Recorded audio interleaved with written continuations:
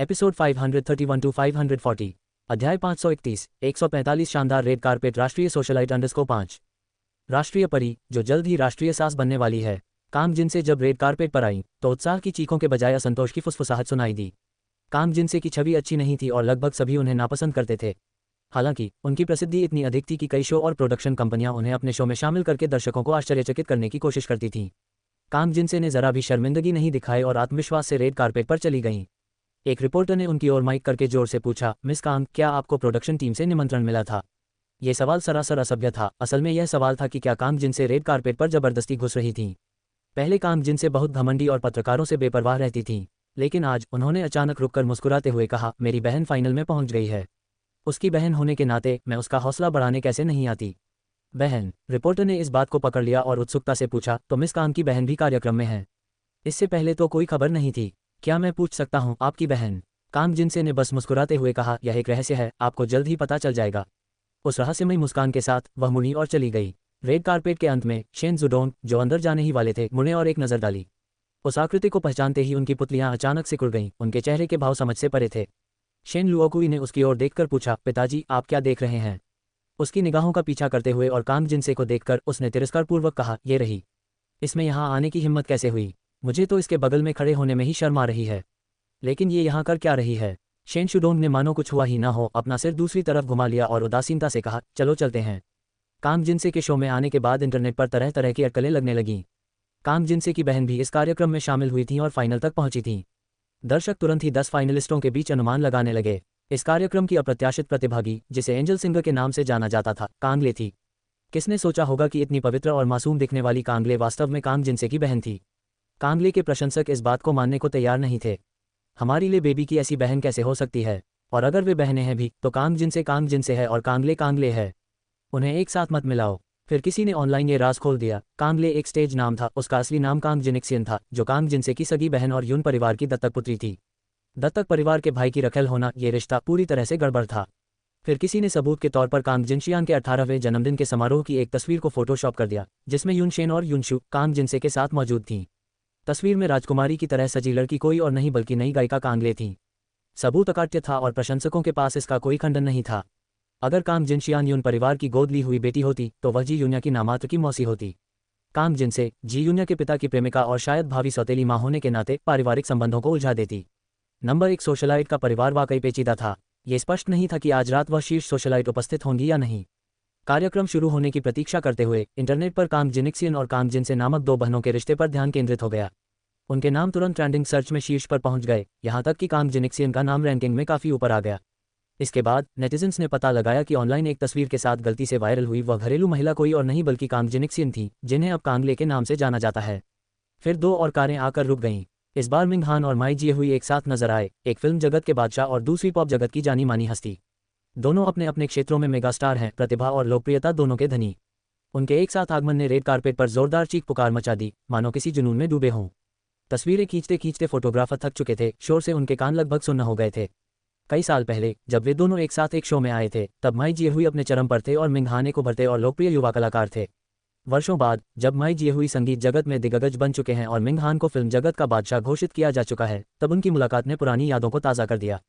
समय बीतने के साथ साथ दोनों में गजब का आकर्षण बरकरार था। उनकी स्टारडम इतनी तीव्र थी कि देखने वाले भी दंग रह जाते थे। उस रात रेड कारपेट पर वे ही सुपरस्टार थे। उनके आगमन से इंटरनेट पर एक बार फिर हलचल मच गई, मानो पूरी तरह से नई ऊर्जा का संचार हो रहा हो। माई झेंग ने अपने फोन पर लाइव फीड देखी और मुस्कुराते हुए कहा, आपकी गरिमा में उपस्थिति मेरे लिए बहुत सम्मान की बात है। मेरे जैसे साधारण व्यक्ति के लिए ये सचमुच गर्व की बात है। उसके शब्द व्यंग्यात्मक थे, लेकिन भीतर ही भीतर वह बेहद प्रसन्न था। माई जिए हुई हमेशा माई झेंग को उसके करियर को लेकर गंभीर न होने पर ताने मारती रहती थी और उसे विदेश में पढ़ाई करने के लिए कहती रहती थी। लेकिन माई झेंग ने मना कर दिया और चुपके से चीन जाकर एक कार्यक्रम में दाखिला ले लिया। जब माई जिए हुई को इस बारे में पता चला तो वह बहुत क्रोधित हुई। उसे लगा कि माई झेंग अभी बहुत छोटी है और उसकी पढ़ाई का आधार अभी मजबूत नहीं है, और उसे डर था कि कम उम्र में मिली प्रसिद्धि उसके अस्थिर करियर का कारण बन सकती है। वह चाहती थी कि माई झेंग विदेश में धीरे धीरे स्थिर और भरोसेमंद तरीके से अपनी पढ़ाई का मजबूत आधार बनाए। अध्याय 532, 145 शानदार रेड कारपेट राष्ट्रीय सोशलाइट _6। वह माई जिए हुई से असहमत थे। उनका मानना था कि उनका दिल जुनून और जोश से भरा हुआ था। उन्होंने संगीत जगत में धूम मचाने का संकल्प लिया था और उनका अनुमान था कि कुछ और वर्षों में जब उनका उत्साह फीका पड़ जाएगा तो शायद वह संगीत जगत में रहना नहीं चाहेंगे। ये बिल्कुल सही समय था, इसलिए उसने एक एक कदम करके आगे बढ़ने का फैसला किया। दूसरे कमरे में कांग जिनशियान का मेकअप अभी भी मेकअप आर्टिस्ट द्वारा किया जा रहा था। उनकी गाउन सुबह ही चुन ली गई थी, लेकिन अचानक उन्हें वह नापसंद हो गई और उन्होंने उसे बदलने की जिद की। वार्डरोब टीम में अफरा तफरी मच गई। वे मन ही मन कांग जिनशियान को कोस रहे थे कि उन्होंने आत्मविश्वास से भरे बिना ही नखरे क्यों दिखाने शुरू कर दिए, लेकिन उनके पास ऊपरी तौर पर उनका ध्यान रखने के अलावा कोई चारा नहीं था। उसी समय जियाओमिन बाहर से अंदर आए और कांग जिनिक्सियन के लिए एक डिब्बा लेकर आए। श्रीमान हे ने यह आपके लिए भेजा है। वही एन था। कांग जिनिक्सियन ने उत्सुकता से इसे स्वीकार कर लिया और अंदर से देखने पर पता चला कि यह सीक्वेंस से सजा हुआ एक भव्य गाउन था जो बेहद आलीशान और खूबसूरत था। कांग जिनिक्सियन ने खुशी से कहा, जल्दी करो और इसे पहनने में मेरी मदद करो। अहम मौके पर ही एन भरोसेमंद साबित हुए। ये ड्रेस उनकी आकृति के अनुरूप सिलवाई गई थी। इसे पहनकर वे बेहद खूबसूरत लग रही थीं। शियाओमिन ने आश्चर्य से कहा, वाह, ये तो वाकई बहुत सुंदर है। मिस कांग, आप आज रात निस्संदेह सबसे खूबसूरत होंगी। कांग जिनशियान ने गर्व से अपना सिर ऊंचा किया। आज रात वह पूरे दर्शकों को मंत्रमुग्ध करने वाली थी। रेड कारपेट के अंत तक पहुंचते ही एक टीवी स्टेशन का कर्मचारी उनका अभिवादन करने आया। अंदर जाने से पहले मिंग हान ने पीछे मुड़कर देखा। क्या वह आज रात आएगी? वह निश्चित था। उसे उम्मीद भी थी और घबराहट भी। माई जिएहुई ने मुस्कुराते हुए पूछा, क्या आप मिस जी का इंतजार कर रहे हैं? मिंग हान मुस्कुराया, हाँ, मैं तुमसे कुछ नहीं छिपाऊंगा। हालांकि यह सिर्फ दिखावे के लिए है, लेकिन किसी कारणवश मैं उसे अपनी बेटी की तरह मानता हूँ। 10 साल बीत गए हैं और मुझे नहीं पता कि अब वह कैसी दिखती है। मुझे सचमुच एक बूढ़े पिता की तरह महसूस होता है जो अपनी बेटी को देखने का इंतजार कर रहा हो। माई जिएहुई ने उसके कंधे पर थपथपाते हुए कहा, चिंता मत करो, वह जरूर आएगी। मिंग हान को उम्मीद थी कि ऐसा ही होगा। 10 साल से भी ज्यादा समय से वह अनगिनत बार उस नन्ही बच्ची के सपने देखता आ रहा था जो उसे प्यार से पापा कहकर पुकारती थी। कभी कभी वह सोचता था कि काश वह शादी कर लेता और उसकी अपनी एक बेटी होती, ताकि वह उस नन्ही बच्ची के बारे में इतना न सोचता रहे। यूनिया ने युआन पैन से पहले ही सहमति जता दी थी कि वह रेड कारपेट पर नहीं चलेंगी और युआन पैन ने उनसे वादा किया था कि सब ठीक रहेगा, इसलिए यूनिया बिना किसी आरक्षण के टीवी स्टेशन द्वारा भेजी गई कार में बैठ गईं। उसे सौंपी गई प्रोड्यूसर 20 साल की एक युवती थी जो हाल ही में कॉलेज से स्नातक हुई थी और जवानी से भरपूर थी।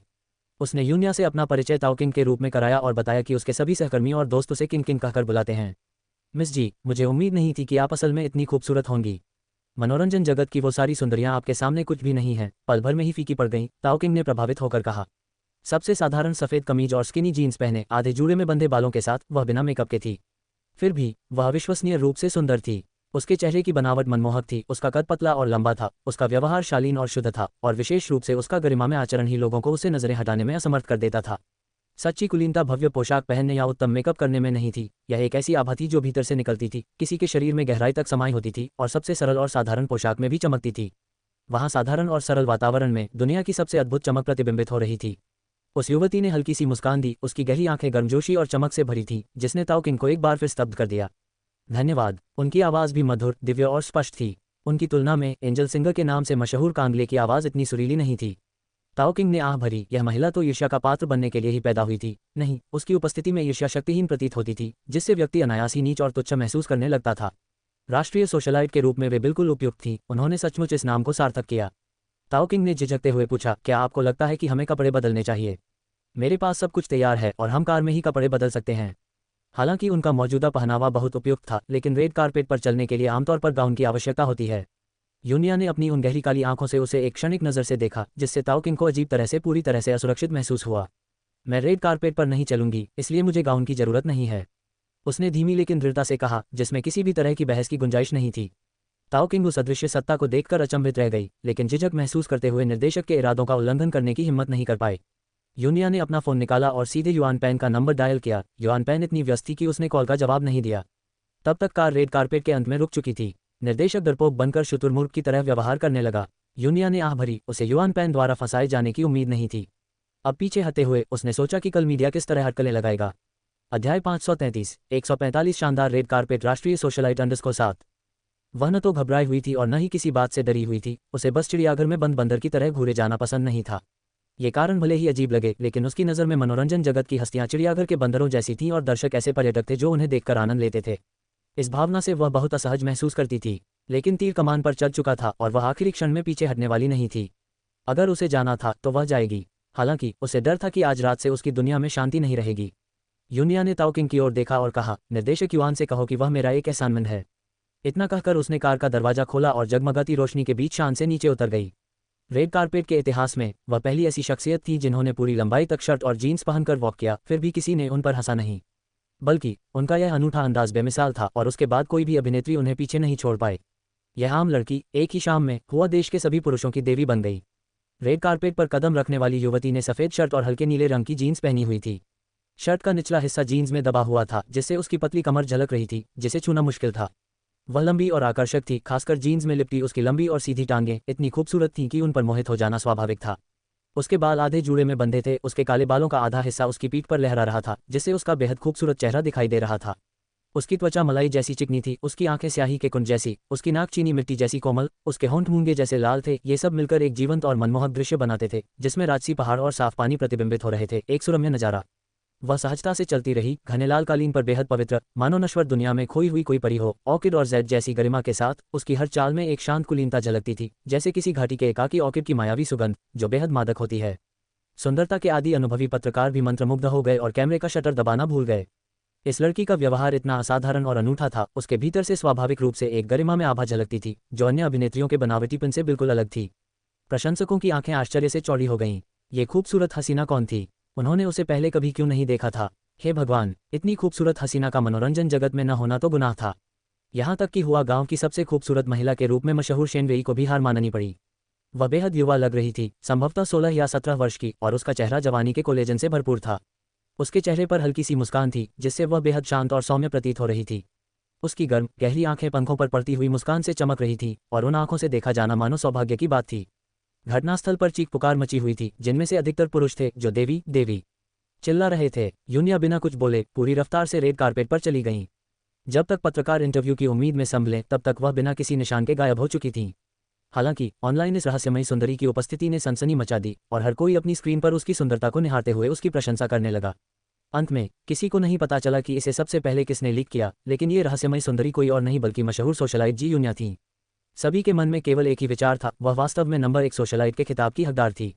यूनिया को इस बात का एहसास नहीं था कि उनकी मनमोहक उपस्थिति ने अनगिनत प्रशंसकों को मोहित कर लिया था। हालांकि उनका प्रदर्शन सिर्फ 1 मिनट से थोड़ा अधिक समय का था, लेकिन इसने उन्हें उनकी खूबसूरती के दीवाने प्रशंसकों की एक बड़ी संख्या दिला दी, और तुरंत ही उन्हें कई उपाधियां मिल गईं। नंबर 1 सुंदरी, राष्ट्रीय सोशलाइट, राष्ट्रीय देवी। यान परिवार जूम जियू हमेशा से द मोस्ट ब्यूटीफुल वॉइस को फॉलो करती रही हैं, जो हर उम्र के लोगों का पसंदीदा कार्यक्रम है। रेड कारपेट शुरू होने के बाद से ही वह टीवी के सामने इंतजार कर रही थी। वह माई जिएहुई की एक सच्ची प्रशंसक थी। जब माई जिएहुई आई तो उन्होंने उत्साह से नाचते और झूमते हुए अपना असली फैंगल वाला रूप दिखाया। यानके ने चुपके से आंखें घुमाई। मेरी प्यारी मम्मी, क्या आप थोड़ा शांत हो सकती हैं? अगर पापा को पता चल गया तो वो फिर से जलन करने लगेंगे। क्या आप चाहती हैं कि आपकी आइडल पर हमेशा के लिए प्रतिबंध लग जाए? यह एक वास्तविक संभावना थी। जुआंग शियू खुद बचपन में उनकी फैन थी, और यान नानमो को इतनी जलन हुई थी कि उन्होंने लगभग माई जिएहुई पर प्रतिबंध लगा ही दिया था। यान परिवार के प्रभाव के साथ यह आसान हो सकता था। जुआंग शियू ने बेपरवाही से कहा, तुम्हारे पापा घर पर नहीं हैं। अगर वो होते तो क्या तुम्हें लगता है कि मैं ऐसा बर्ताव करती? अगर वो उसे इस हालत में देख लेते तो वाकई परेशानी हो जाती। जब उन्होंने यूनिया को देखा तो जुआंग शियूए और यान के दोनों ही आश्चर्यचकित रह गए। उन्हें वास्तव में टीवी पर जी यूनिया को देखने की उम्मीद नहीं थी। उन्होंने एक दूसरे की ओर देखा और जुआंग जियूए ने पूछा, क्या मुझे कुछ भ्रम हो रहा है? यानके ने बड़ी मुश्किल से अपनी बात कही, ये सचमुच सिस्टर यूनिया ही हैं। यानके ने अचानक ऊपर से चिल्लाकर कहा, भाई जल्दी आओ, यूनिया बहन टीवी पर आ रही हैं। अध्याय 534, रेड कारपेट पर 145 शानदार हस्तियां _8। जुआंग शियू टीवी देख रही थी और स्क्रीन पर दिख रही बेहद खूबसूरत लड़की को देखकर खुशी से चिल्लाई, यूनिया कितनी खूबसूरत है, बस देखो वो कितनी प्यारी है। भीड़ में एक लड़का था जिसके मुंह से तो लार टपक रही थी। हाँ, वो तो यूनिया की खूबसूरती और अदाओं पर पूरी तरह फिदा हो गया था। जुआंग शियू ने परोक्ष रूप से गर्व महसूस करते हुए बात की, मानो वह स्वयं रेड कारपेट पर चल रही हो। गे एक माँ के तौर पर मैं इस बहू से बहुत संतुष्ट हूँ। हमें पहले उसे अपने साथ लाने के लिए कदम उठाने होंगे, नहीं तो तुम्हारे लिए कुछ बचेगा ही नहीं। मैं रूढ़िवादी माता पिता नहीं हूँ। भोला भला प्यार तो बिल्कुल स्वीकार्य है। तो यूनिया को मेरी बहू बनाकर घर ले आओ, जुआंग शियू बोलती रही। यानके को अचानक ठंडक महसूस हुई जब यान सोंग एक भयानक रूप से भयावह चेहरे के साथ ऊपर से नीचे आए। उसने अपना सिर घुमाकर अभी भी उत्साहित जुआंग जियू की ओर देखा और गर्दन सिकुड़ते हुए कहा, माँ, आप यूं ही बिना सोचे समझे रिश्ता तय नहीं कर सकती। बहन यूनिया और मेरे बीच सिर्फ भाई बहन जैसा स्नेह है, इससे ज्यादा कुछ नहीं। जुआंग शियू ने उसे घूरते हुए कहा, भाई बहन का कैसा स्नेह? मुझे परवाह नहीं, तुम्हें यूनिया को मेरी बहू के रूप में घर लाना होगा, वरना तुम मेरे बेटे नहीं हो। यानके का चेहरा पीला पड़ गया। मेरी अपनी माँ, क्या तुम अपने बेटे को आग के गड्ढे में धकेल रही हो? हम दोनों आपके बेटे हैं, तो आप बड़े भाई को आगे क्यों नहीं बढ़ाते? सिर्फ मुझे ही क्यों? ये ठीक नहीं है, यानके ने जोर से शिकायत की। जुआंग शियू ने उसके सिर पर जोर से थप्पड़ मारा। मेरे नासमझ बेटे, यूनिया जैसी अच्छी बहू तो लालटेन से भी नहीं मिलती। माँ को तुम्हारे प्रति बहुत ज्यादा पक्षपात होना चाहिए, तभी तो उन्होंने ऐसा सोचा, और तुम फिर भी ऐसा नफरामोश हो। तुम्हें बाद में पछतावा होगा। और वैसे भी तुम्हारे भाई का स्वभाव यूनिया के लिए बिल्कुल भी उपयुक्त नहीं है। इस समय यान सोंग का चेहरा अंधकार में से भी कहीं अधिक गंभीर था। यान के उदास चेहरे के साथ बोली, क्या मैं आपके पक्षपात को मना कर सकती हूँ? भाई को ही संभालने दीजिए, वो सबसे बड़े हैं, अगर वो डेटिंग नहीं करेंगे तो मैं भला किसी को गर्लफ्रेंड के रूप में घर लाने की हिम्मत कैसे कर सकती हूँ? अपने भाई की चिंता छोड़ो, उसकी होने वाली पत्नी का फैसला करना मेरा काम नहीं है। भूल जाओ, इस बारे में बात न करें। तुम दोनों अभी जवान हो, जो पानी के पास होता है उसे चांद पहले मिलता है, मुझे इसकी कोई चिंता नहीं है। यानके ने मुख्य मुद्दे को पकड़ते हुए इस बात पर जोर दिया, माँ आप फैसला क्यों नहीं ले सकती? भाई की शादी का क्या मामला है? यानसोंग की आंखों में थोड़ी उदासी छा गई और उसके कदम रुक गए। उसी क्षण टीवी पर रेड कारपेट का समापन हुआ और एक विज्ञापन ब्रेक शुरू हो गया। जुआंग शियू ने उसकी ओर देखा और कहा, तुम्हें एक बच्चे को इतना सब जानने की क्या जरूरत है? यानके को सहज ही महसूस हुआ कि कुछ गड़बड़ है। उसका बड़ा भाई माँ का लाडला था। अगर माँ सच में यूनिया को पसंद करती तो वह जरूर चाहती कि यूनिया उसके भाई के साथ रहे। सच में माँ यूनिया को बहुत पसंद करती थी, लेकिन बचपन से ही वह हमेशा उसे यूनिया के साथ क्यों देखती थी? यहाँ जरूर कोई छुपी कहानी है। अगर माँ बड़े भाई की शादी के बारे में फैसला नहीं ले सकती तो कोई और ही जिम्मेदार है। माँ से ज्यादा अधिकार तो राजधानी शहर में रहने वाले परदादा के पास ही होगा। सब कुछ खत्म हो गया। कहीं ऐसा तो नहीं कि परिवार द्वारा तय की गई शादी से कोई मंगेतर आने वाली है? फिर भाई बहन यूनिया का क्या होगा? यानसोंग के मन में भी यही ख्याल आया, पर उसे कोई चिंता नहीं थी। दादाजी बचपन से ही उससे बहुत प्यार करते थे और उसकी इच्छाओं को कभी अनदेखा नहीं करेंगे। वैसे भी इस जन्म में तो वह यूनिया के अलावा किसी और से शादी नहीं करेगा। दर्शक व्यवस्थित रूप से अपनी सीटों पर बैठ गए। सभी प्रमुख अतिथि पहली पंक्ति में वीआईपी स्थानों पर बैठे थे, जहां उनके नाम अंकित थे। उन्होंने अपने निर्धारित स्थान ढूंढे और बैठ गए। यूनिया सबसे आखिर में दाखिल हुई और उसने बड़ी ही शालीनता से अपनी सीट ढूंढ ली और संयोग से शेन लुओकुई उसकी बाईं ओर बैठी थी। शेन लुओकुई ने सहज ही ऊपर देखा। अंधेरे में वे आंखें काली और चमकदार थीं, ठीक वैसे ही जैसे उसे याद थीं। उसने अविश्वास से अपना मुंह ढक लिया। अरे वाह, क्या तुम यूनिया हो? यूनिया ने कोमल और शांत भाव से मुस्कुराते हुए कहा, शाओकुई, बहुत दिनों बाद मिले। उसकी आवाज़ किसी पुराने दोस्त की तरह स्वाभाविक थी। शेन लुओकुई की आंखों में अनायास ही आंसू आ गए और वह अचानक उछलकर यूनिया को कसकर गले लगा लिया और बोली, यूनिया, आखिरकार तुमसे दोबारा मिल ही गई। तुमने 10 साल तक मुझसे संपर्क तक नहीं किया। क्या तुम्हें पता है मैंने तुम्हें कितना याद किया, तुम छोटी शैतान? यूनिया ने धीरे से उसके कंधे पर थपथपाते हुए कहा, मैं अब यहाँ हूँ, है ना? शेन जुडोंग ने आश्चर्य से उसकी ओर देखा और ये देखकर मुस्कुराते हुए सिर हिलाया। यूनिया ने हल्के से सिर हिलाकर विनम्रता से कहा, नमस्ते अंकल शेन। शेन जुडोंग ने मन ही मनाह भरी, ये किसी और की बेटी है। 10 साल और तराशने के बाद भी उसकी शाओकुई उसकी शालीनता और सुंदरता की बराबरी नहीं कर पाएगी। दोनों की तुलना करना बेहद कठिन था, लेकिन इससे क्या फर्क पड़ता था? उसकी नज़रों में उसकी शाओकुई दुनिया की सबसे खूबसूरत और प्यारी लड़की थी।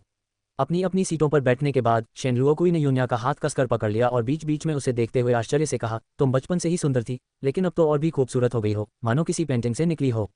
शेन लुओकुई की ये तारीफें सच्ची थीं। यूनिया ने प्यार से मुस्कुराते हुए कहा, तुम भी बहुत प्यारे हो। प्यारी तो है, लेकिन खूबसूरत नहीं। शेन लुओकुई ने निराशा में अपना चेहरा छुआ। काश उसके परिवार के जीन बेहतर होते। उसी क्षण कार्यक्रम स्थल की बत्तियां बुझ गईं और केवल मंच पर एक चकाचौंध भरी स्पॉटलाइट ही रह गई। मेजबान प्रकट हुआ, लाइव प्रसारण शुरू हुआ और आधिकारिक कार्यक्रम शुरू हुआ। बैकस्टेज में गुवान जी एक युवक को माई झेंग के ड्रेसिंग रूम की ओर ले जा रहे थे, लेकिन बैकस्टेज में भीड़ बहुत ज्यादा थी और पलक झपकते ही वह व्यक्ति गायब हो गया। गुवान जी ने अपनी जांघ पर हाथ मारा, हे भगवान, मुसीबत आ गई। अध्याय 535, 146 गली पार करने वाला चूहा, भाई बहन का पुनर्मिलन। माई झेंग अपने शरीर पर लगे माइक्रोफोन और इन ईयर मॉनिटर की जांच कर रहा था और उसने दीवार घड़ी पर नजर डाली। 8 बजने में अभी भी 15 मिनट बाकी थे। गुवान जी अभी तक क्यों नहीं आए? वह मंच पर जाने ही वाला था। शुरुआती नृत्य 10 फाइनलिस्ट और 4 प्रमुख मेंटर्स ने मिलकर प्रस्तुत किया और वह सबसे आखिर में मंच पर आया, जो बेहद महत्वपूर्ण था। कोरियोग्राफर उसे ध्यान केंद्रित करने के लिए महत्वपूर्ण बिंदु बताता रहा, यहाँ तक कि उसके कान लगभग छिल गए थे। अपनी कम उम्र और मंच पर सीमित अनुभव के बावजूद वह प्रसिद्ध राजा माई का बेटा था, भला डरने की क्या बात थी? एक नवजात बछड़े का बाघ से न डरने का ये निर्भीक भाव वास्तव में युवा माई जिएहुई से मिलता जुलता था। तभी किसी ने बाहर से दरवाजा धक्का देकर खोल दिया और कैमरों का एक समूह एक व्यक्ति के पीछे पीछे अंदर चला गया। लिटिल फिशी, नए आए व्यक्ति ने पुकारा। माई झेंग का उपनाम लिटिल फिशी था। इतने सारे लोगों के सामने इस नाम से पुकारा जाना उसके लिए काफी शर्मनाक था। माई झेंग ने अपने होंठ सिकोड़े और अंदर आने वाले व्यक्ति को देखते हुए गुस्से से कहा, मुझे लगा था कि तुम इस शो में भाग लेने के लिए मुझे नीचा समझते हो। तुम यहाँ क्या कर रहे हो? उसकी आवाज़ में जरा भी विनम्रता नहीं थी। माई जिएहुई ने बेबसी से मुस्कुराते हुए कहा, तुमने सच में मुझे गुस्सा दिला दिया। आज इतने महत्वपूर्ण अवसर पर क्या तुम अपने पिता के आशीर्वाद के बिना मंच पर नहीं जाना चाहती? माई जिएहुई मुस्कुराया और उसकी ओर हाथ बढ़ाया। उसकी मुस्कान गर्मजोशी भरी और स्वीकार करने वाली थी। माई झेंग ने अपने होंठ सिकोड़े, फिर अचानक खुद को उसके आलिंगन में झोंक दिया। मुझे उस उपनाम से क्यों बुलाते हो? ये बहुत बुरा लगता है। आप इसे 1 दशक से भी अधिक समय से सुन रहे हैं, माई जिएहुई ने जवाब दिया। उन्होंने उसके कंधे पर जोर से थपथपाते हुए गंभीरता से कहा, रैंकिंग सबसे महत्वपूर्ण चीज़ नहीं है। आपको इस मंच का सचमुच आनंद लेना चाहिए। शुभकामनाएं। हम। माई झेंग ने चुपचाप सिर हिलाया। माई जिएहुई के जाते ही माई झेंग बेचैनी से वहीं इधर उधर घूमने लगी और गुवान जी को फोन करने की कोशिश करने लगी, लेकिन किसी ने जवाब नहीं दिया। क्या तमाशा चल रहा है। इसी समय दरवाजे पर मौजूद एक कर्मचारी ने याद दिलाया कि लगभग समय हो गया है और उसे तैयार होने के लिए कहा। कमरे से निकलने से पहले उन्होंने साथ आए कोरियोग्राफर को गुवान जी के फ़ोन पर लगातार कॉल करते रहने का निर्देश दिया ताकि यह सुनिश्चित हो सके कि उनसे संपर्क हो जाए और उन्हें योजना के अनुसार आगे बढ़ने के लिए कहा जा सके। माई झेंग मन ही मन बेचैन थी, लेकिन समय वास्तव में नजदीक आ रहा था और सभी अंतिम तैयारियों के लिए मंच के पीछे इकट्ठा हो गए। कांग जिनशियान ने चुपके से गहरी सांस ली और अपनी मुट्ठियां भींच लीं। मेजबान के शब्द समाप्त होते ही परिचित संगीत बजने लगा और पहला प्रतियोगी जीवंत ढोल की थाप और ताल पर दौड़ता हुआ बाहर आ गया। यूनिया सबसे आगे वाली पंक्ति में बैठी मंच पर चल रहे प्रदर्शन को बड़े चाव से देख रही थी। कांग जिनशियान 9वीं कलाकार के रूप में मंच पर आई। उन्होंने बेहद छोटी प्लीटेड स्कर्ट पहनी हुई थी और उनमें युवा ऊर्जा कूट कर भरी थी। मंच पर आते ही दर्शकों ने जोरदार तालियां बजाईं, जो कांग जिनशियान की मौजूदा लोकप्रियता का प्रमाण था। परछाई में दबे पांव अपने होठों को धीरे से सिकुड़ते हुए उसकी आंखों में पानी की तरह फैलती हुई एक तिरस्कारपूर्ण उदासीनता उभर आई। बेफिक्र लड़की शेन लुओकुई ने यूनिया से कहे बिना नहीं रह सकी, मुझे ये कांगले बहुत पसंद है, उसकी आवाज़ बहुत ही प्यारी है। हालांकि उन्होंने अच्छा गाया, लेकिन ये स्पष्ट था कि वह बेहद घबराई हुई थी। उनके हाव भाव अकड़े हुए थे और उनकी आवाज़ में हमेशा की तरह अलौकिक शुद्धता की कमी थी, उसमें एक सूक्ष्म कंपन थी। हालांकि यह सुनने में त्रुटिपूर्ण नहीं लग रहा था, फिर भी ऐसा महसूस हो रहा था जैसे कुछ अधूरा सा है। वास्तव में कांग जिनिक्सियन गायन में प्रतिभाशाली थी, ये बात यूनिया ने भी स्वीकार की। अपने पिछले जीवन में कांग जिनिक्सियन मॉडलिंग में करियर बना चुकी थीं और 18 वर्ष की आयु तक एक अंतर्राष्ट्रीय सुपरमॉडल बन चुकी थीं। फिर एक दूरदर्शी एजेंट ने उन्हें खोज निकाला और संगीत उद्योग से परिचित कराया, जहां उन्होंने प्रसिद्धि हासिल की। उस समय यून परिवार के समर्थन से कांग जिनशियान ने एक शानदार जीवन व्यतीत किया। यून परिवार की बात हो तो सबका ध्यान कांग जिनशियान की ओर जाता था, न कि जी यूनिया की ओर। लेकिन वह तो पिछले जन्म की बात थी। इस जीवन में वह चाहता था कि हर कोई जी यूनिया को याद रखे। कांग जिनिक्सियन के लिए वह एक गली की लड़की से ज़्यादा कुछ नहीं थी। शेन जुडोंग और गाओ हे के बीच बैठी कांग जिन से मंच पर मौजूद उस सधी हुई और सक्षम लड़की को देखती रही और खुद को ठंडी मुस्कान देने से नहीं रोक पाई। उसकी आंखों में द्वेषपूर्ण चमक थी। कांग जिनिक्सियन, अपनी आखिरी गौरवशाली यादों का आनंद लो। शेन जुडोंग की निगाहें गाओ हे पर पड़ी और गलती से उनकी नज़र उस विकृत चेहरे पर पड़ गई, जिससे वह गहरी सोच में डूब गए और उनकी भौहें तन गईं। कांग जिनसे की निगाहें गलती से शेन जुडोंग से मिल गईं और वह अचेतन रूप से जम गई। फिर उसने बेपरवाही से अपनी निगाहें हटा लीं, हालांकि उसके हाथ उसकी आस्तीनों के नीचे कसकर जकड़े हुए थे। उसे उससे मिलने की उम्मीद नहीं थी। क्या यही भाग्य का विधान था? उस व्यक्ति से मिलना जिससे वह सबसे कम मिलना चाहती थी, और वह भी तब जब वह सबसे ज़्यादा शर्मिंदा थी। अगले ही पल माई झेंग के प्रवेश से पूरा परिसर आग की लपटों में घिर गया और चीखों ने कांग जिनसे के विचारों को बाधित कर दिया। माई झेंग जन्मजात गायक थे, जो शांत स्वर में प्रेम गीत गाकर एक सौम्य व्यक्ति का रूप धारण कर सकते थे और लाइव रैप के लिए लेदर जैकेट पहनकर धमाकेदार संगीत के साथ भी बेहतरीन प्रदर्शन कर सकते थे। वे आग के गोले की तरह थे। मंच पर उनका आकर्षण ऐसा था मानो किसी को भी पूरी तरह से झुलसा दे, अपनीले से उन्हें अपनी दुनिया में खींच ले जाए। अध्याय 536, 146 crossing street at siblings meet underscore 2। Shen Luokui ने उत्साह से अपने हाथ में लाइट स्टिक लहराई। कितनी सुंदर, कितनी सुंदर। टीवी पर देखना तो कुछ भी नहीं लग रहा था, लेकिन लाइव इवेंट में मौजूद होने पर मंच पर उनकी दमदार उपस्थिति और माहौल ने शेन लुओकुई को पूरी तरह से मंत्रमुग्ध कर दिया, जो वास्तव में एक पुरुष देवता कहलाने के योग्य हैं। इसके बाद चारों बड़े कोच एक के बाद एक गाते हुए मंच पर आए और जाहिर है मिंग हान सबसे आखिर में आए। उन्होंने सिर्फ 2 पंक्तियां गाईं और दर्शक तालियों की गड़गड़ाहट से झूम उठे। मुझे उम्मीद नहीं थी कि मिंग हान जैसा अभिनेता इतना अच्छा गा सकता है। सभी लोग लाइव गा रहे थे और लाइव परफॉर्मेंस गायन कौशल की असली परीक्षा थी। बिना किसी पोस्ट प्रोडक्शन, बिना किसी वॉइस एडिटिंग और बिना लिप सिंकिंग के ये साफ दिख रहा था कि कौन किससे बेहतर है, और सभी को अफसोस हो रहा था कि मिंग हान जैसी आवाज़ के साथ गायन में करियर न बनाना कितना दुखद है। यह मिंग हान का पहला लाइव परफॉर्मेंस भी था और जिन लोगों ने उन्हें एक अभिनेता कहकर उनका मजाक उड़ाया था और कहा था कि उन्हें गायन पर टिप्पणी करने का कोई अधिकार नहीं है, अब वे पूरी तरह से चुप हो सकते हैं। स्टेज की लाइटें बहुत तेज होने के कारण दर्शकों का क्षेत्र बेहद अंधेरा लग रहा था। लोगों की भीड़ में केवल लाइट बोर्ड और ग्लो स्टिक्स ही अंधेरी रात में जगमगाते तारों की तरह चमक रहे थे। मिंग हान ने बस एक सरसरी नज़र से ही पहली पंक्ति के ठीक बीच में बैठे एक परिचित व्यक्ति को देखा, जिसकी चमकदार काली आंखें पीछे के तारों से भी ज़्यादा ध्यान आकर्षित कर रही थीं। वह किसी की नज़र में आए बिना बस एक पल के लिए झिझका और तुरंत ताल में शामिल हो गया। कांग जिन से इतनी घबराई हुई थी कि उसने पहली पंक्ति में बैठे 2 परिचित चेहरों पर ध्यान ही नहीं दिया। अंतिम स्थान निर्धारण के दौरान माई झेंग को बीच में खड़ा होना था, जैसा कि पिछले पूर्वाभ्यासों के दौरान तय किया गया था, लेकिन किसने सोचा होगा कि कांग जिनिक्सियन आगे बढ़कर माई झेंग की जगह ले लेंगे। माई झेंग की आंखें गुस्से से लाल हो गईं और उन्होंने बिना कोई हंगामा किए चुपचाप कांग जिनिक्सियन की मूल जगह ले ली। हालांकि कांग जिनशियान ने इसे चुपके से किया, लेकिन दर्शकों की पैनी नज़र से यह कैसे बच सकता था। तुरंत ही ऑनलाइन आलोचना शुरू हो गई। माई झेंग की छोटी भतीजी, सोचा था वो एक पवित्र सफ़ेद कमल है, लेकिन पता चला कि वो एक शातिर और काले दिल वाली कुतिया है। छोटी मछली, मैं तुमसे प्यार करती हूँ, माई झेंग की जगह भी छीनने की कोशिश कर रही हो, इतनी मशहूर होने की चाहत है ना? अगर ऐसा है तो चलो हम तुम्हें ट्रेंड में लाने में मदद करते हैं, तुम्हें सबसे ज़्यादा लोकप्रिय बनाते हैं, शातिर कुतिया कांगले, मर जा। नोट, माईसुई माई झेंग के प्रशंसकों का उपनाम है। JDSSD, सच में ऐसी बहन का होना, बहन इससे बेहतर हो ही नहीं सकती, कितनी घृणित है। 135 तारांकन 1283 लाइव प्रसारण के दौरान ऐसा करने की हिम्मत, इस लड़की में हिम्मत तो है, पता नहीं निजी तौर पर वह कितनी घमंडी होगी, बस एक गोद ली हुई बेटी है, सच में सोचती है कि वह मिस यून बन गई है। जी यून्या को देखो, इसे ही तो सच्ची महिला की शालीनता कहते हैं, एक जंगली मुर्गी जो फीनिक्स बनना चाहती है, सपने देखती रहे। मुझे खरबूजे बहुत पसंद हैं। बिल्कुल, वैसे तो जी यून्या बहुत खूबसूरत हैं और सबसे बड़ी बात यह है कि उनका स्वभाव बहुत अच्छा है। अभिनेत्री न बनना तो सरासर बर्बादी है। मैं एक बड़ी खूबसूरत हूँ ऊपर वाले के लिए। जी यून्या एक धनी और प्रभावशाली परिवार से आती है, उसे खाने पीने या कपड़ों की कोई चिंता नहीं है, तो उसे मनोरंजन उद्योग में क्यों कष्ट सहना चाहिए। उन अभिनेत्रियों में से कितनी साफ सुथरी हैं, बिल्कुल उस शेन वेई की तरह जिसका उपनाम ब्लैक मोरेल है। हा, लव लाइफ लव वेई वेई। अरे ऊपर वाले ने हमारी वेई वेई को इसमें क्यों घसीटा। ट्रोल्स दूर रहो। वैसे भी तथाकथित सोशलाइट्स की वह फर्स्ट लेडी खूबसूरती में हमारी वेई वेई के सामने कहीं नहीं टिकती, वो तो बेहद बदसूरत है।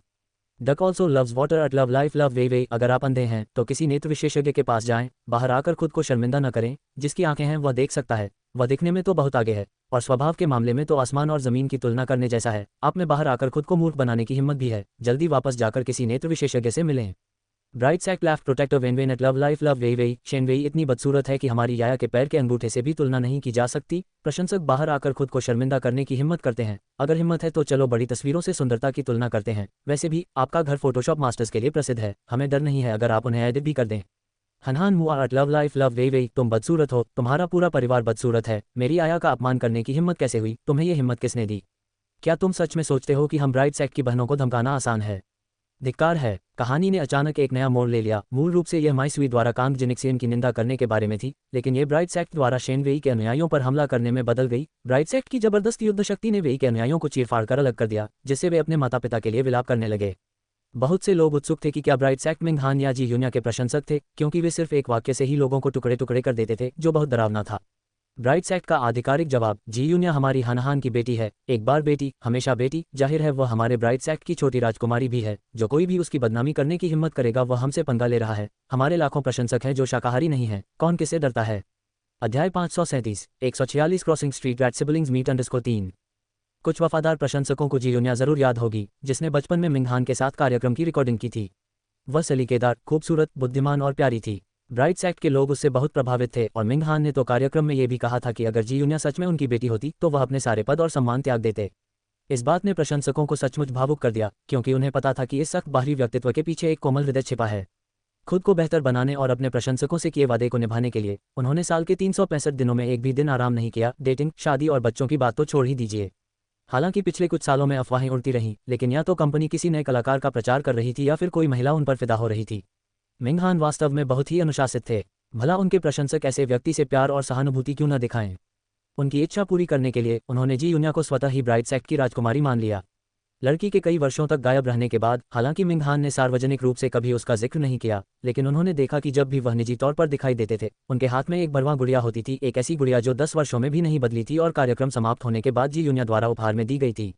दूसरों को शायद ये पता न हो, लेकिन कट्टर प्रशंसकों को यह बात बिल्कुल स्पष्ट थी कि मिंग हान एक वफादार व्यक्ति थे और लंबे समय से जी यून्या को अपनी बेटी की तरह मानते थे।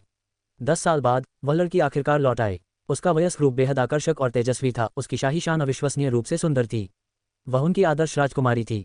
भला वे उत्साहित और रोमांचित क्यों न होते जब वास्तविकता उनके सपनों से मिल जाती। तब से वह लड़की उनके ब्राइट सैक्ट की राजकुमारी बन गई और जो कोई भी उसकी बदनामी करने की हिम्मत करता, उसे लाखों ब्राइट सैक्ट के प्रशंसकों के विरोध का सामना करना पड़ता। यून्या को इस बात का अंदाजा नहीं था कि अनजाने में ही उसने प्रशंसकों का एक विशाल समूह बना लिया था। मंच पर मार्गदर्शक अपनी अपनी सीटों पर बैठ गए और 10 प्रतियोगी मंच पर खड़े हो गए। उन्हें लॉटरी निकालकर अपने आमने सामने के मुकाबले के प्रतिद्वंद्वी चुनने थे और क्रम तय करना था। माइक जेन के ही समूह में मौजूद वेन की आंख का चेहरा पीला पड़ गया था। 6 पुरुष प्रतियोगियों में सबसे कमजोर होने के नाते उसने शुरुआत में ही इतनी बुरी किस्मत की उम्मीद नहीं की थी। बाहर होने की संभावना लगभग निश्चित थी। कांग जिनशियान और जू चेंग चेंग एक ही समूह में थीं। लंबे काले बालों और लहराते बालों के साथ सफ़ेद पोशाक पहने जू चेंग चेंग बेहद खूबसूरत और सौम्य लग रही थीं। कांग जिनशियान के बाद जू चेंग चेंग महिला प्रतियोगियों में सबसे लोकप्रिय थीं। उनका झुकाव आइडल सिंगर बनने की ओर अधिक था। उनकी आवाज़ कांग जिनशियान जितनी अच्छी नहीं थी, लेकिन उनकी भावभंगिमा और मंच पर उपस्थिति दमदार थी। साथ ही उनमें एक ओपेरा जैसी प्रस्तुति शैली भी थी। प्रशिक्षकों ने टिप्पणी की कि वह गायिका से ज़्यादा अभिनेत्री के रूप में बेहतर रहेंगी। जू चेंग चेंग ने विनम्रतापूर्वक टिप्पणियों को स्वीकार किया, जिससे बाहरी लोगों पर एक अच्छी छाप पड़ी। कांग जिनशियान ने मन ही मन दांत पीसे। शुरुआत में ही जू चेंग चेंग से भिड़ना कितना बुरा शगुन था। पहले एपिसोड से ही यह महिला उसकी सबसे बड़ी प्रतिद्वंदी रही थी, लेकिन वह उसे लगातार हराती आ रही थी। लेकिन आज रात जू चेंग चेंग कुछ अलग ही लग रही थी। उसकी नज़रें कुछ इस तरह थीं जैसे वह सूक्ष्म रूप से उत्तेजक हों। हालांकि यह बाहरी तौर पर स्पष्ट नहीं था, लेकिन कांग जिनिक्सियन ने इसे स्पष्ट रूप से समझ लिया। यह महिला पहले तो सिर्फ दिखावा कर रही थी, क्या वह आज रात आखिरकार अपनी पूरी ताकत दिखाने वाली थी? देखते हैं कौन विजयी होता है। पेनल्टी शूटआउट शुरू होते ही माहौल तनावपूर्ण हो गया। यूनिया ने नीचे देखा और अपने फोन से खेलने लगी। फिर अचानक शेन लुओकुई की ओर मुड़कर फुसफुसाते हुए बोली, मैं बाथरूम जा रही हूँ। इतना कहकर वह झुककर दर्शकों की सीटों से उठी और सीधे मंच के पीछे चली गई। मंच के पीछे कर्मचारी सतर्क थे, लेकिन यूनिया ने अपना वक्त पास दिखाया और उस व्यक्ति ने उसे तुरंत अंदर जाने दिया। ताओ किंग से मिला वक्त पास आखिरकार काम आया। मंच के पीछे अव्यवस्था थी, लेकिन वह एक व्यवस्थित अव्यवस्था थी। यूनिया ने माई जेंग का ड्रेसिंग रूम आसानी से ढूंढ लिया। दरवाजा खोलकर अंदर गई, लेकिन वहां माई जेंग का कोई निशान नहीं था, बल्कि माई जेंग की सहायक सोफे पर लेटी हुई फोन से खेल रही थी। ये सोचकर कि माई जेंग लौट आई है, सहायक ने ऊपर देखा और एक बेहद खूबसूरत लड़की को देखा। वह इतना उत्साहित था कि कुछ बोल नहीं पा रहा था। उसने उसकी ओर इशारा करते हुए कहा, तुम वही हो? वही। माई जेंग कहाँ है? यूनिया ने भौहें चढ़ाते हुए पूछा। सहायक ने अनमने ढंग से जवाब दिया, वह स्टेशन पर किसी दोस्त को ढूंढने गया है जिसने कुछ खो दिया है। अब उसके स्टेज पर जाने का समय हो गया है, उसे जल्दी वापस आना होगा। छी, ये कैसा दोस्त है जिसके पास फोन तक नहीं है? समय का ध्यान रखे बिना स्टेशन पर इधर उधर घूम रहा है, बस मुसीबत खड़ी कर रहा है। यूनिया के चेहरे पर उदासी छा गई। यह म्याओ म्याओ थी। वह अचानक मुड़ी और चली गई। उसकी निगाहें आसपास के वातावरण को खोज रही थी, युआन पेन को कॉल करने की कोशिश करते हुए किसी भी संदिग्ध कोने को नजरअंदाज नहीं कर रही थी। फोन कुछ बार बजा, लेकिन कोई जवाब नहीं मिला। स्टूडियो विशाल था और मंच के पीछे का क्षेत्र भी विस्तृत था। स्टूडियो से बाहर निकलते ही स्टेशन का बंद गलियारा दिखाई देता था, घुमावदार और अंतहीन सा। अध्याय 538, 146 crossing street at siblings meet _4। अगर म्याओ म्याओ सचमुच टीवी स्टेशन पर रास्ता भटक गई तो वह इसके परिणामों की कल्पना भी नहीं कर सकती थी। यूनिया ने माई जेंग पर भरोसा करके उसे म्याओ म्याओ के साथ रहने के लिए कहा था, लेकिन उसने कभी नहीं सोचा था कि नाजुक समय पर वह इतना अविश्वसनीय साबित होगा। यूनिया को ऐसा लग रहा था मानो वह उसे अपने हाथों से टुकड़े टुकड़े कर दे। एक गहरी सांस लेते हुए उसने अंकल चांग का नंबर डायल किया और उनसे म्याओ म्याओ की तलाश में मदद करने के लिए टीवी स्टेशन पर और लोगों को लाने का अनुरोध किया। कुछ देर सोचने के बाद वह मंच के पीछे वाले हिस्से की ओर मुड़ गई। वह जगह ज्यादा बड़ी नहीं थी, म्याओ म्याओ ज्यादा दूर नहीं गई होगी। शायद वह किसी कोने में इंतजार कर रही हो। यूनिया ने कोई भी जगह नहीं छोड़ी और धीरे धीरे तलाश करने लगी, लेकिन जैसे ही वह एक कोने में मुड़ी, अनजाने में एक लड़की से टकरा गई। मुझे खेद है। वह झट से पीछे हट गई। मुझे आपसे माफी मांगनी चाहिए। आवाज बहुत ही कोमल और मनमोहक थी। यूनिया ने ऊपर देखा और उसे एक बहुत ही युवा लड़की दिखाई दी जो लगभग उसकी ही उम्र की लग रही थी। उसने सफेद शिफॉन की पोशाक पहनी हुई थी। उसके सीधे काले बाल उसके पीछे सहजता से लहरा रहे थे। उसकी त्वचा बहुत गोरी थी और उसके गालों पर डिंपल थे और वह मीठी मुस्कान बिखेर रही थी। जू चेंग चेंग, एक प्रतियोगी जो कांग जिंगसियन के समान समूह पीके में था। मैं ध्यान नहीं दे रही थी और गलती से आपसे टकरा गई। मुझे बहुत खेद है। लड़की ने लापरवाही से अपने कान के पास बालों की एक लट हटाई। एक साधारण सी अदा पर भी एक अनूठा आकर्षण था। यूनिया ने मुस्कुराते हुए कहा, कितनी दयालु लड़की है। उसने आगे कहा, चलो हम दोनों माफी मांग लेते हैं, इससे हिसाब बराबर हो जाएगा। लड़की ने अपने होंठ सिकोड़े और मुस्कुराई। उसकी आंखें अर्धचंद्र की तरह मुड़ गईं। क्या हम ऐसा कर सकते हैं? तो मैं तुम्हारी बात मान लेती हूँ, हम बराबर हो गए। यूनिया म्याओ म्याओ में मग्न होकर उसके पास से गुजरने ही वाली थी। उसका किसी अजनबी से बात करने का कोई मूड नहीं था, लेकिन लड़की ने पलकें झपकाईं और अचानक पूछा, क्या आप जी यूनिया हैं? यूनिया ने उसकी ओर देखा और कहा, हाँ। लड़की तुरंत प्यारी सी मुस्कान के साथ बोली, मैं बचपन से आपके शो देखती आ रही हूँ। मैं आपको बचपन में बहुत पसंद करती थी। मैंने कभी सोचा भी नहीं था कि मैं आपसे मिल पाऊंगी और आपसे बात भी कर पाऊंगी। मुझे बहुत खुशी हो रही है। क्या आप मुझे ऑटोग्राफ दे सकती हैं? मैं अभी कागज़ और कलम लेने जाती हूँ। बोलते ही वह सामान लेने के लिए भागने ही वाली थी कि यूनिया ने उसे रोक लिया। मैं कोई सेलिब्रिटी नहीं हूँ, इसलिए मैं ऑटोग्राफ नहीं देती। इतना कहकर वह लड़की की प्रतिक्रिया देखे बिना ही जाने के लिए मुड़ गई। वह लड़की वहां खड़ी थी। उसकी बाहें थोड़ी उठी हुई थी। उसकी आंखों से एक क्षणिक गहरी रोशनी गुजरी और फिर गायब हो गई। पीछे मुड़कर उसने एक धुन गुनगुनाई और अपने निजी विश्राम कक्ष में लौट गई। जैसे ही वह अंदर आए, उसकी सहायक आहनिंग ने शिकायत की, चेंग चेंग, वह आदमी सच में अजीब है। मैं उससे चाहे जैसे भी बात करूं, वह मुझे नजरअंदाज कर देता है। क्या मैं सुंदर नहीं हूं? प्यारी नहीं हूं? सच में ये बहुत निराशाजनक है। सोफे पर बैठे हुए जू चेंग चेंग ने कोने में सिर झुकाए बैठे युवक पर एक नजर डाली और हंसते हुए कहा, परेशान मत हो, वह बहरामुख है। तुम उसके कान के बिल्कुल पास खड़े होकर गाली भी दो, उसे कुछ सुनाई नहीं देगा। आहनिंग की आंखें आश्चर्य से चौड़ी हो गईं। वह मुंह बधिर है। हे भगवान, भगवान के दिए अच्छे उपहारों का कितना बड़ा नुकसान हुआ। उसका चेहरा कितना सुंदर है। जू चेंग चेंग ने अपनी चाय की चुस्की ली। उसकी आंखों में एक ठंडी चमक दिखाई दी और उसने चिढ़कर कहा, इसमें कोई आश्चर्य नहीं कि वे जुड़वा हैं। वह सचमुच अपनी बहन से मिलता जुलता है। मैंने उसे एक नज़र में ही पहचान लिया। आहनिंग थोड़ा और करीब झुकी। तुम क्या कह रहे हो चेंग चेंग? आहनिंग और जू चेंग चेंग बचपन से ही अच्छे दोस्त थे। शो से प्रसिद्धि मिलने के बाद आहनिंग ने उत्साहपूर्वक उनकी निजी सहायक बनने की पेशकश की। इसलिए उनके रिश्ते में मालिक कर्मचारी के बीच आमतौर पर होने वाली सावधानी नहीं थी। ये हमेशा की तरह अधिक घनिष्ठ और व्यवस्थित था। जू चेंग चेंग ने उदासीनता से कहा, कुछ नहीं है। आहनिंग ने ओह कहा, फिर आगामी पीके को लेकर चिंतित होकर बोली, तुम कांगले के साथ एक ही समूह में हो, जो वाकई खतरनाक है। हमें क्या करना चाहिए? इसके अलावा मैंने सुना है कि कांगले ने शिंगहुआंग के साथ अनुबंध कर लिया है। उनका इतना प्रभाव है कि हम उनका मुकाबला नहीं कर सकते। जू चेंगचेंग मुस्कुराया, चिंता करने की क्या बात है? कांग जिनशियान को कितना भी समर्थन क्यों न मिले, अगर वह दीवार पर कीचड़ की तरह बेकार है तो सब व्यर्थ है। इसके अलावा उसने डोंगहुई के साथ पहले ही एक समझौता कर लिया था। रैंकिंग चाहे जो भी हो, डोंगहुई उसका भरपूर प्रचार करेगा, पहले उसकी प्रसिद्धि बढ़ाने के लिए एक एल्बम रिलीज करेगा और फिर उसे मनोरंजन उद्योग में कदम रखने देगा। इसलिए प्रतियोगिता में उसकी रैंक उसके लिए बिल्कुल भी मायने नहीं रखती थी। भले ही वह प्रथम स्थान जीत जाए, उचित संसाधनों के बिना इसका कोई अर्थ नहीं होगा। दुर्भाग्य से आहनिंग अपनी संकीर्ण सोच के कारण समझाने पर भी नहीं समझेगी। लेकिन मैंने अभी अभी खबर देखी, क्या आपको पता है?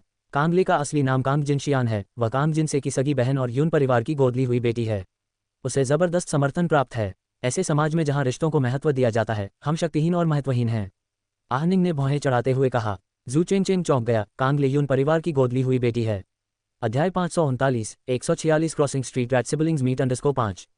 आहनिंग ने सिर हिलाते हुए कहा, हाँ, उसकी जानकारी अब इंटरनेट पर हर जगह फैली हुई है।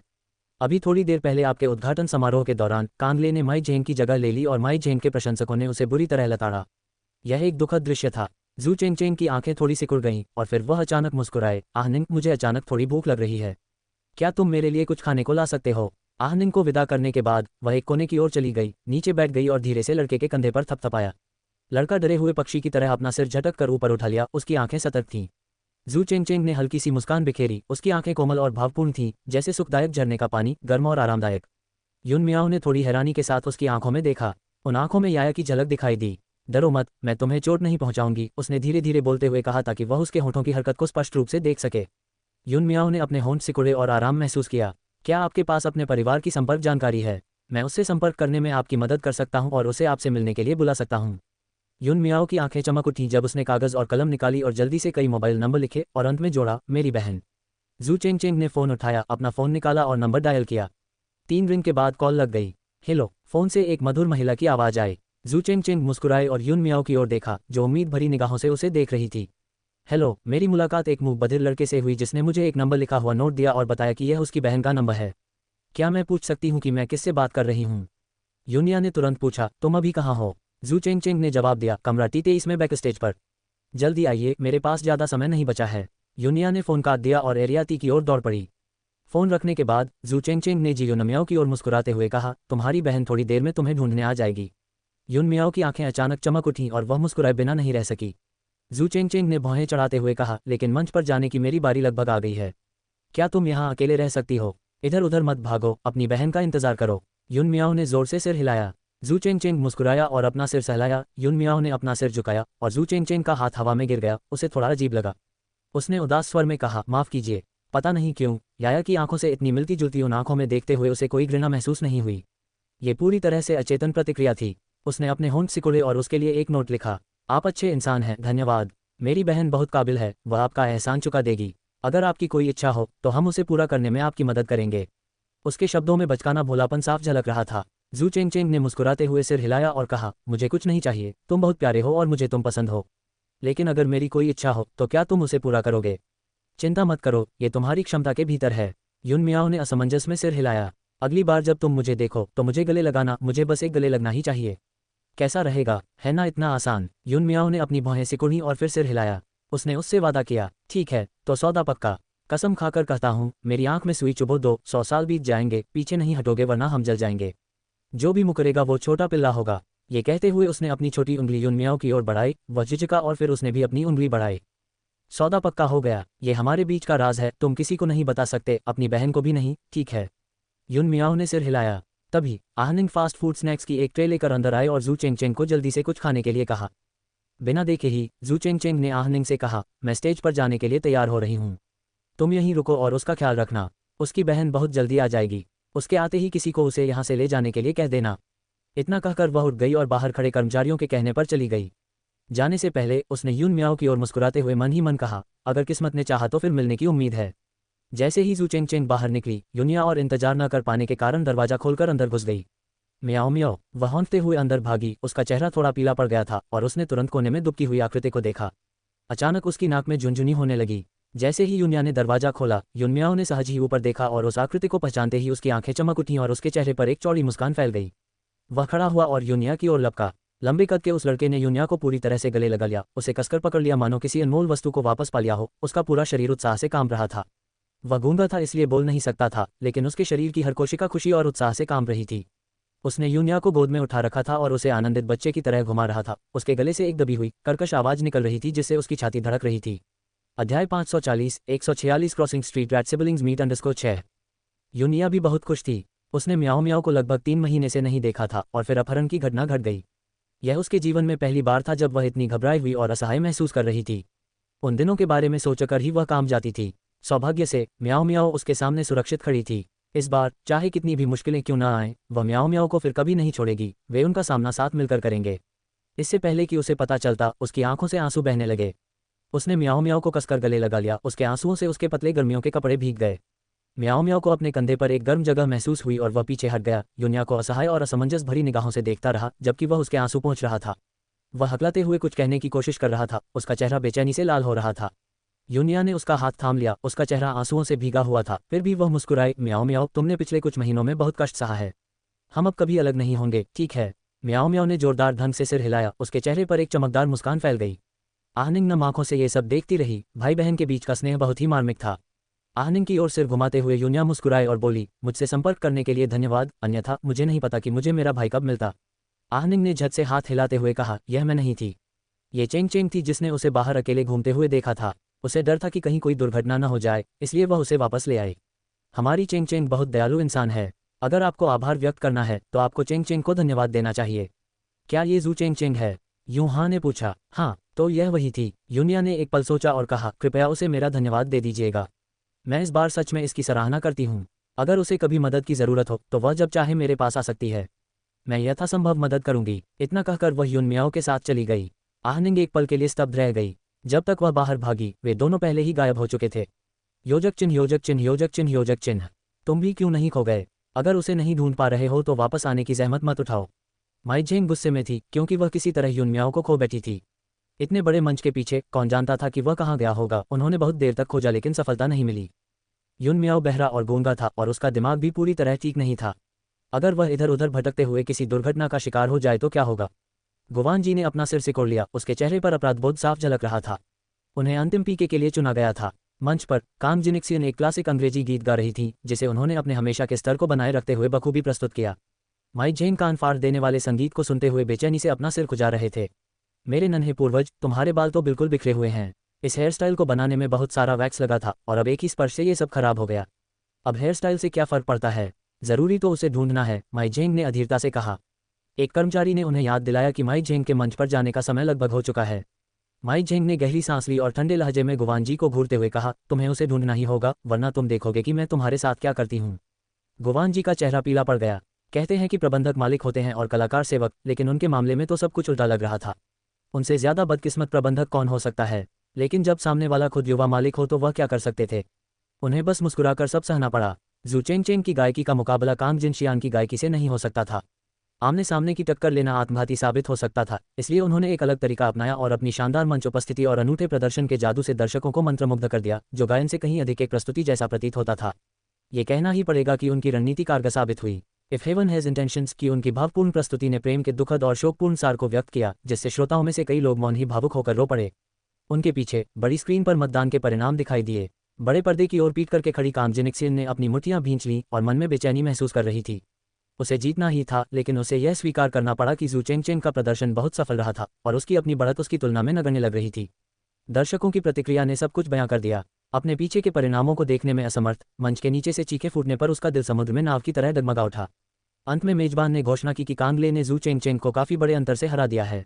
बेहद प्रसन्न होकर कांग जिनिक्सियन ने पीछे मुड़कर देखा तो बड़ी स्क्रीन पर उसका वोट बार जू चेंग चेंग के वोट बार से लगभग दोगुना था, जिससे उसकी निर्णायक जीत सुनिश्चित हो गई। उसे पूरा यकीन था कि हियान ने हस्तक्षेप किया था, अन्यथा उसे इस दौर में कोई भरोसा नहीं था। वह जू चेंग चेंग को देखकर मुस्कुराए बिना नहीं रह सकी। तुम अभी भी मुझे चुनौती देने के लिए बहुत अनुभवहीन हो, उसने मन ही मन सोचा। जू चेंग चेंग के चेहरे पर एक प्यारी सी मुस्कान थी और उन्होंने हार्दिक बधाई देते हुए कहा, बधाई हो। कांग जिनशियान की नज़र चेंग चेंग की मुट्ठी पर पड़ी। उसकी मुस्कान और गहरी हो गई। वह अंदर ही अंदर बहुत गुस्से से उबल रही होगी। मुझे आश्चर्य है कि वह कब तक ये नाटक जारी रख पाएगी। इसके बाद मेंटर जजों के वोटों की बारी आई। जैसा कि काम जिनिक्सियन को उम्मीद थी, लिनलेक, वू यू और फैन यू सभी ने उसके पक्ष में वोट दिया, केवल मिंग हान ने उसके खिलाफ वोट दिया, जिसका कारण उसकी भावनात्मक शक्ति की कमी बताया गया। काम जिनिक्सियन ने मन ही मन उपहास किया, स्पष्ट रूप से यह जू चेंग चेन का पक्ष लेने का बहाना था। आगे की कहानी सुनाने के लिए वी एम स्टोरी वर्ल्ड को सब्सक्राइब करो।